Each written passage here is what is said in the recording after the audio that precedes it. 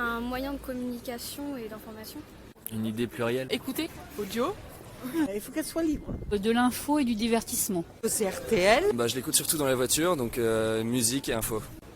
Communication. Adolescence. Un média chaud. La radio, c'est ce qu'on entend dans la voiture. C'est l'information, uniquement. Des moments de détente.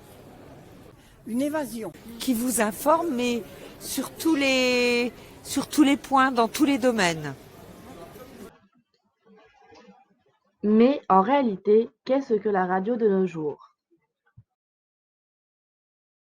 L'étymologie du mot radio provient du terme latin radius qui signifie rayon. La radio est plurielle, ainsi ses définitions sont variables. On utilise le mot radio pour désigner le nom donné aux émissions radiophoniques, mais c'est aussi l'appellation rétrocédée aux sociétés généralement commerciales, diffusant des émissions radiophoniques à l'aide d'un ou plusieurs émetteurs radioélectriques. Elles sont communément appelées les maisons de radio.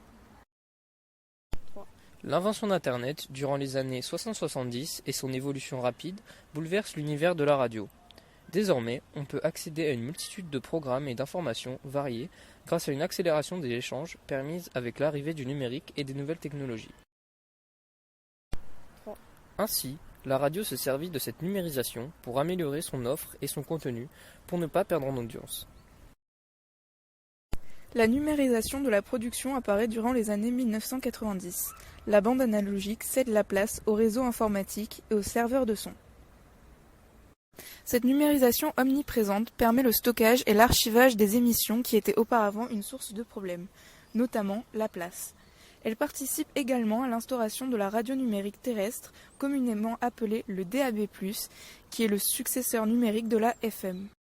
Enfin, la radio se diversifie et crée de nouveaux programmes et rubriques pour fidéliser ses auditeurs, élaborant ainsi le podcast. Contrairement à la FM, le signal émis et numérique est compressé, sa diffusion se faisant alors par les airs sous forme d'ondes hertziennes.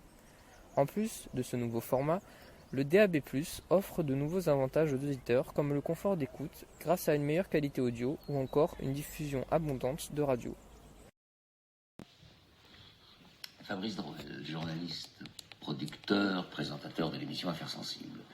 À la première question, est-ce que la radio est pénalisée par Internet? Oui, on s'est aperçu que le nombre global d'auditeurs pour toutes les radios, donc de la radio, a baissé avec le podcast. Maintenant, les gens écoutent la radio en podcast, c'est-à-dire ma radio quand je veux, où je veux. Et c'est une deuxième vie pour la radio, finalement. Donc,